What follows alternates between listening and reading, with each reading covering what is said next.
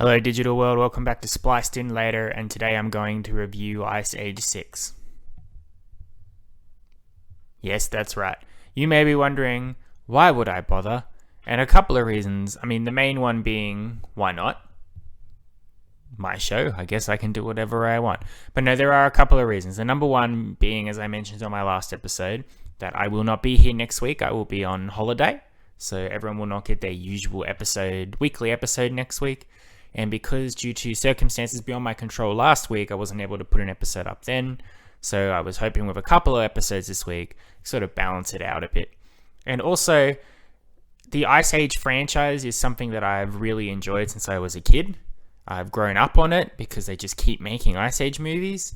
So at least with something like this, I can talk about it with some general knowledge and history of the concept. And also, there's nothing else to really talk about. There's some movies being dropped here and there on streaming. There's nothing in the movie theaters at the moment. That's all going to change hopefully from February onwards. When I get back from my holiday, I hope I'm able to review 2 movies for you in the same week. We'll just have to see how we go on that one. So looking for content, for something to do for this extra little episode before I go away, why not Ice Age 6? It's there, it's available, let's just get to it. I don't expect this to be a particularly thorough or long episode. There's not that much to say about it really, but let's get right down to the point. Today we are reviewing the Ice Age Adventures of Buck Wild. Now, as I mentioned, I do like the Ice Age franchise, especially the first movie, but also 2, 3, and 4 I think I really, really, really like as well. The first one, there may be a little bit of bias because I was a child when that movie came out, which is the target demographic. But there's something about the Ice Age movie, that old story of Manny the Mammoth, Diego the Saber-toothed Tiger, and Sid the Sloth, 3 very different people, 3 losers, 3 people with tragic stories who are thrust together because they have to reunite a little baby with its humans because it got split up in the Ice Age, has always been such a heartwarming movie. It's very emotional, especially if you understand the deeper themes that are going on during that movie. And it's also a lot of fun. Animated movies, a majority of them are made for children, which is perfectly acceptable. That's the target audience. There's no real goal of appealing to a larger audience. But it's always nice and appreciated, especially being an adult now, when animated movies are made not just to entertain small children whose brains are not much bigger than peas, but to allow the human beings, the parents, the uncles, the grandparents, the brothers, the sisters who are taking their children to see these movies, watching them with them, that they themselves are not bored, senseless, or irritated by what they're watching. And the Ice Age movie and the Ice Age franchise is full of a lot of tongue-in-cheek humor that a lot of adults will get that children won't. There's a lot of political commentary, there's some toilet humor that really only knows if you are an adult and have been around the block. The attitude of the characters as well is very relatable in certain things, especially if you have an irritating family and people get on your nerves. This isn't a family that once they decide they're a family, they love each other to bits. Every single movie, they're constantly open with them, ready to kill each other because they just can't stand each other. So as I have grown up with the Ice Age movies, they've still appealed to me because I've just shifted from being entertained with the talking animals as a kid to being entertained with the really silly, wacky humor and cleverness that comes with the movies. Ice Age 2, The Meltdown, great. Giving Manny a girlfriend who thinks she's a possum with her own little possum brothers, Crash and Eddie, while the Ice Age is supposedly melting, wonderful. Dawn of the Dinosaurs, the fact that there's a whole world under the Ice Age where dinosaurs are still alive is really silly, but it's saved by Simon Pegg's scene-stealing performance as Buck Wild, a manic weasel that lives underground and fights off dinosaurs because why not? Ice Age Continental Drift, the ice is breaking up. Manny and co get stuck on floating ice, flying around the ocean while being hunted by Peter Dinklage's monkey pirate, who has his own little iceberg of pirate animals. That's so dumb, but I love it. I think I'm overly harsh on Ice Age 5 Collision Course, maybe because I felt like the concept was getting a bit worn by then. It felt like we just need to make an Ice Age movie because we have to. I've been told that perhaps I'm being too harsh, and I don't know. I may have to go back and watch it, but I remember not being particularly infused with it. The only part that I did like about it was that they brought back Simon Pegg's Buck Wild, who was just as manic or insane as ever. But then, of course, Ice Age is done by Fox. Disney buys Fox. Ice Age disappears into the ether for a while, until not too long ago when they announced that one of the many movies that are being dropped exclusively on the Disney Plus streaming service is Ice Age 6, or Ice Age: The Adventures of Buck Wild, which immediately appealed to me because it's like they went, what's Jordan's favorite character from Ice Age? Buck Wild? Okay, let's make a whole movie about him. But I didn't look too much into it. I try to avoid trailers for animated movies. I like to go to them and be completely surprised by what I see. I wish I had a bit, because that would have given me some clues that this direction, this approach to making an Ice Age film is not at all to the same level or commitment or enthusiasm as the other Ice Age films.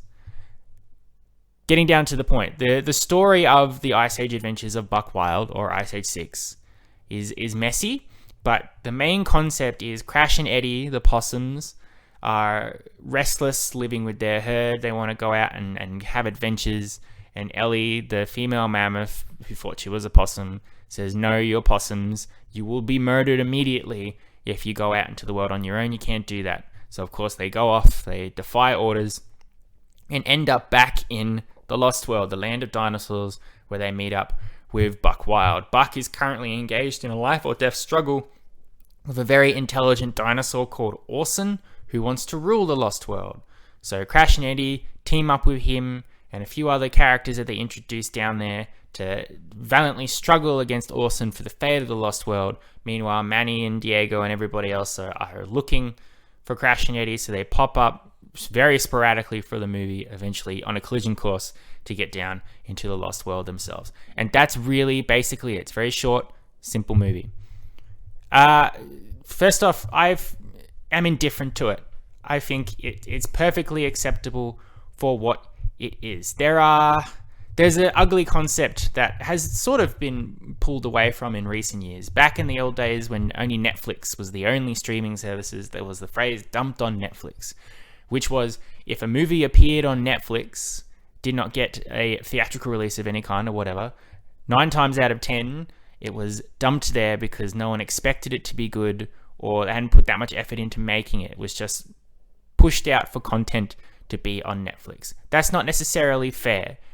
Hidden amongst all that garbage was always quite a few good gems. And as we get further and further into the present here, a lot of streaming movies have lots of effort put in, being nominated for awards, and especially in a pandemic era now, when you can't even get to the movie theaters, the streaming services have at least had that option to see movies that should have been released theatrically. And the only reason they were released on streaming because that's the only way to get them out. But there's still that thought that releasing something on streaming services is only good for dumping content or whatever. It's a 50-50 shot at the moment. This particular movie though, this Ice Age movie, this very obvious from the get-go and throughout the whole thing that Disney, having acquired this Ice Age franchise, wants to make money off of it since they've got it, but don't have any confidence in it, so aren't going to put that much money and that much effort into it. I don't think Ice Age 5 Collision Course made a lot of money at the box office. I think it was a bit of a disaster, which is surprising because you look at Ice Age 4 Continental Drift, and that's probably almost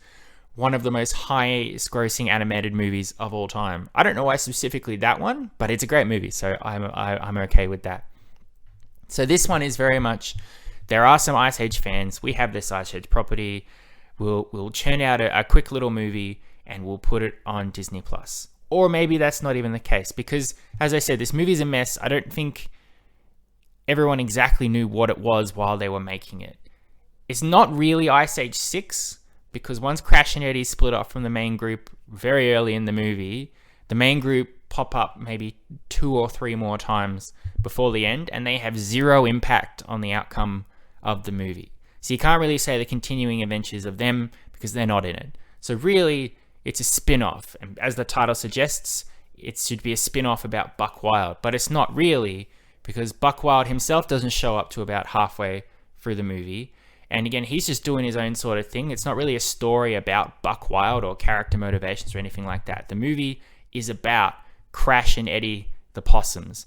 But once they split off from the main herd, because their whole motivation for this movie is they want to survive on their own and have adventures.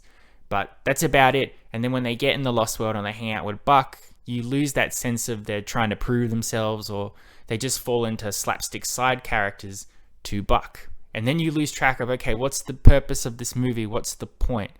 It does come towards the end where Crash and Eddie have to step up to save the day, but not in a sense that it sort of is an epiphany for them, that maybe there are things that are too dangerous, or maybe they are braver than they realize. They always thought they were brave, so they don't need to learn that.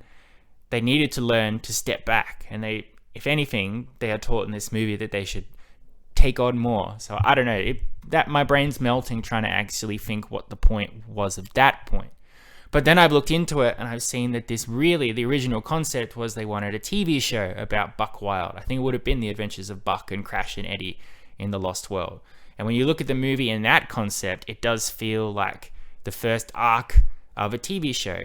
And the setup of the side characters that Buck has, he has a sort of partner / girlfriend. He was part of a superhero team in the Lost World that fights off evil dinosaurs. He has his own little base and lair.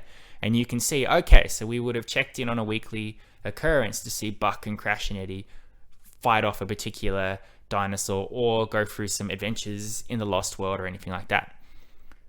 And the movie sort of ends with that, how that first arc of a TV show would go. The introduction to the characters, the main players, putting them into the position where they then would follow a formula from that point on. And it certainly feels like that was the direction in terms of spending money on it. The animation is very subpar compared to normal Ice Age stuff. It's lost a little bit of that uniqueness. It's very flat. It feels like those Kung Fu Panda, Penguins of Madagascar, those follow-up TV shows to hit animated movies, which don't quite look or feel the same because they don't have as much effort put into that. And aside from Simon Pegg, as Buck Wild, none of our classic movie voice actors return to voice their characters. Ray Romano, Dennis Leary, John Leguizamo, Queen Latifah, none of them are back. Even the Crash and Eddie voice actors aren't back. The results for that vary. Some of the impressions are almost spot on. Some are not at all similar. I don't know who the person voicing Sid was, but that didn't sound like Sid at all. I guess it doesn't really matter because those characters weren't a real part of the story anyway, so I guess save some money. You don't need to spend all that money on Ray Romano if he only needs to record 10% of dialogue. But you get that feel watching it, that sort of indifference to it. It's an indifference in a sense that if it had just been the start of a TV show, that's okay, we've got other episodes to get into it. But it's sort of we don't exactly know what we want to do, so we'll do a bit of everything and see what sticks. Now that's not negative per se. This is what it is. And I think that is something that needs to be approached. If you're looking for the pivotal Ice Age 6 or the continuing Ice Age stories, you're not going to get it. It's a factory film made to fit a quota. It will appeal to children, without a doubt. Children aren't going to know the difference between quality or voice acting or anything like that. It is a silly story with silly characters, so they will have a lot of fun with it, I'm sure. Kids will definitely enjoy it, and that's the purpose of the movie. So it has succeeded in that regard. But no one should approach this movie seeing it for what it is, knowing where it's being released, knowing what's behind it, and go, why isn't that better than I expected it to be? It is a simple thing made to fill a quota, to put some stuff on a streaming service. Don't stick your nose up and go, well, what is this? This certainly won't be nominated for an animated movie at the Academy Awards, although maybe it will. I don't know what the grounds are to get nominated for Best Animated Feature in the Academy Awards, but the quality between the entrants in that category have always been ludicrously all over the place. I will say I'm a bit disappointed in Simon Pegg's return as Buck Wild. Of all the actors to come back, I'm glad it was him, because there's a manic energy to Buck in Ice Age 3 and Ice Age 5, which was just scene stealing. He was he was absolutely insane. His approach to living in the Lost World, the way he told stories. One of my favorite lines back in Ice Age 3 was when he said he got eaten by a T-Rex, and they said, "Did you die?" And he went, "Yes, but then I survived." Like, that's just so silly and dumb, and I love it, and I giggle every time I've seen that line. There are a couple of little things like that in here, but not to that level. Simon Pegg he feels in his voice like he's doing it because he's contractually obligated, or they gave him enough money, or he just needed something to do, but he's not putting his whole force into it to make it that same manic buck that we all know and love from the previous films. But if you know it's just going to be something that's put on Disney Plus and forgotten about in 2 days, I guess why put that much effort into it, really. There's one last thing I want to say as well, which only really struck me as I got to the end of the movie, and I'm not sure because I haven't seen Ice Age 5 in forever. So this is a general question to the Ice Age fans out there. I'm sure you're listening intently to this review. There's a part in the movie, there's a main setting up point in this movie, which is not Queen Latifah, she's not in it, but the character of Ellie, she's drawing on a rock face, like the old cave paintings, and she's drawing the story of how the herd came together. It's sort of set up to, if you've never seen an Ice Age movie before, you would understand immediately watching this who everybody is. You get the plot of the first movie, you learn who Manny and Sid and Diego are, you learn how they met Ellie and the two possums, and then you see little drawings of their other adventures, whether they're on a iceberg floating in the sea, or running away from falling rocks from the sky, or being chased by velociraptors. This is essentially a sum up of the franchise, which works well. I don't know if we needed it to be so detailed for the specific characters that didn't even really be in the movie for more than 10 minutes, but whatever, that's a whole other point. Anyway, at the end of the movie, depending on whether you want spoilers or not, but Crash and Eddie make a very big decision about what they want to do with the rest of their lives. So Ellie is updating the rock paintings with their encounter with Buck and their recent adventure, and saying all this stuff about herds will always be together, blah, blah, blah. And then I was looking at all the pictures, and then suddenly I was hit with a thought. And that thought was, didn't Manny and Ellie have a baby mammoth? And why is there no trace of her in any of the pictures? So I went back and I had a look. And yes, in the third movie, Ellie gave birth to a baby mammoth. In the fourth, it was all about Manny being a awkward father to Peaches, the mammoth. And in the fifth one, she was becoming a young woman and all of that. So a young mammoth, I guess. So I can't remember if that movie ended with her saying, all right, I'm marrying this mammoth and we're off. We're leaving the herd. Goodbye forever. We're going to have our own herd. That may be what happened. I think logistically that's probably what did. But whether that happened, then sure, she doesn't need to be in this movie. But why not put any reference of her on your cave paintings? You wrote about the time that you fought a pirate monkey. You wrote about a time you encountered a crazy weasel, but you've forgotten that you had a daughter? I don't know. And it's bugging me. Even if she left at the end of the fifth one and she had a legitimate excuse to not be in this movie, you don't even need to reference her, but you've literally given yourself an excuse to draw a picture of her. It's strange. I don't know. So I may have to go back and watch that. But it has pulled me out a little bit, because it's strange to have a whole movie about letting people go and always remembering each other, and then you forget about your own daughter. Whatever. Look, Ice Age Adventures of Buck Wild, which isn't really about Buck Wild, it really only gets a 4 out of 10 from me, which you might think is high, but I don't think so. It serves its purpose. I did not expect this movie to be the greatest movie of the year or to blow my mind away. In terms of what it is and what it was made for and who it's made for, it's completely passable. It's completely fine. I did not regret watching it. I do not feel like I've wasted any time. It was nice to see Buck. It was nice to see the Mammoth crew. I haven't seen any of them since 2016, I believe. It's totally acceptable. But if it wants people to believe it's at the level of the other Ice Age movies, it's not. It needs a lot more direction. It needs to know if it wants to be Ice Age 6, Ice Age spin-off, or a TV show. It needs to put more effort into the characters, into the plot and motivation and arc of the story, because it is all over the place, possibly because it didn't know what it wanted to be. So it's perfectly fine, but should have tried a little harder in certain places, I guess. Suffice it to say, this movie will not be talked about by anyone for very long. I don't think it will lead to anything more unless a lot of people watch it on Disney+. I certainly probably will never speak of it again. And not because I hate it, it's just because I'm already forgetting it. Except the I'm forgetting this movie like I guess Ellie forgot she had a daughter. Anyway, thank you very much for listening. I hope you have enjoyed. As I said, I will be back, but not straight away. Next week I'm off on a holiday, and I'm really excited to actually go somewhere and do something, because thanks to the pandemic, I have not done that since 2019. And then hopefully the next week after that, when I'm back, I want to review for you the new Roland Emmerich film Moonfall and the new Hercule Poirot Death on the Nile murder mystery, especially that one, because I have been waiting for that for quite some time. So you hopefully will get 2 episodes, which should make up for my absence, and then hopefully that is the beginning of plentiful movies to review at a fairly regular basis by throwing in my other episodes every now and then.